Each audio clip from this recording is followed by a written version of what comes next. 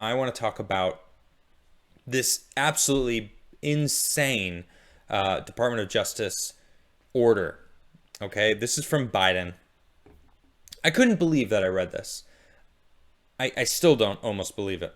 Check this out. Biden Department of Justice orders states not to conduct Arizona style forensic audits of the 2020 election, threatens prison time. Those who conduct forensic audit are racists, suggests the Biden DOJ, and may be in prison for up to a year. In a document, the Biden regime Department of Justice is calling guidance. The agency repeats the often mocked declaration that the November 3rd election was the most secure in American history. This and chastises supporters of election integrity for demanding an unusual second round of examinations in states with reported widespread voter fraud. The agency then suggests that these audits could violate the Civil Rights Act of 1960.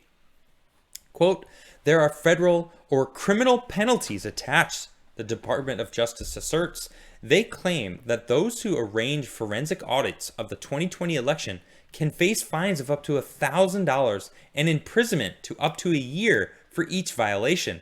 Then, their intimidating document suggests that these audits represent intimidation. Oh, that's intimidation, huh? The audits? The Attorney General is authorized to file a civil action seeking preventative relief against those who organize election audits. The guidance explains. Judicial decisions have established that voter intimidation need not involve physical threats. The guidance continues. Arizona Representative Mark Fincham, who is now running for Arizona Secretary of State to replace the radical left-wing Katie Hobbs, recently warned Biden administration Attorney General Merrick Garland against sending enforcers to the state of Arizona. I got news for Merrick Garland. There's this little thing called the Constitution, says Fincham. Article 1, Section 4. The times, places, and manner of holding election for senators and representatives. It is the legislator that has responsibility for nominating the naming of electors for president.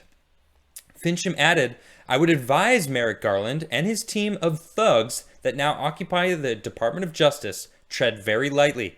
Our Attorney General, I spoke with their representative this morning. I'm not going to put him on the hook for anything, but you're going to walk into a very surprising reception if you try to do anything in this state that interferes with legislative authority in handling our elections. Hard stop. After the Maricopa County Board of Supervisors refused to cooperate with the latest round of subpoenas that would have allowed Arizona audit to finally be completed, Arizona Senator Wendy Rogers suggested the officials be arrested and held in solitary confinement.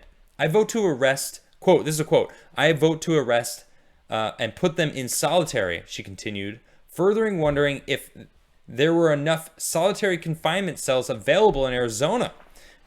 We are going to need a lot. In fact, she then posted this letter from Dominion Voting. And let me just read this letter from you. She goes, this is a response letter from Dominion. Corporations are not above the law. More to follow. Listen to this letter. All right. Dear Mr. Langhofer, I am responding on behalf of Dominion Voting Systems to a July 23rd, 2021 letter from Senate President Karen Fann purporting to issue a public records request to Dominion under Arizona public records laws. Dominion is not a public officer or public body and therefore has no obligation to make its records available for public inspection. Interesting. Relatedly, Dominion's privately owned security keys and confidential passwords are not public records, subject to disclosure under the law. And then they continue, because the law has no application, Dominion will not produce or allow inspection of the materials requested in Senator Fann's July 23rd letter. Dominion's basically going, Maricopa County Board is basically going, yeah, we're not going to subpoena you, just, good luck. Twitter suspended the official audit war room, and all the Maricopa, Arizona audit had almost 100,000 followers. Why? This was July 27th. Now we're into August, but now they're saying, hey, look, if you look into this, if you start auditing, it's racist, and we're going to come after you and jail you. And then they're saying the audits are intimidation. The audits are intimidation? No, the audits are to prove whether or not it happened or not. What's the harm in that? Now you're threatening to arrest people, throw them in jail for wanting audits. If we didn't see a red flag before, what are we waiting for? Okay, how many red flags do we need?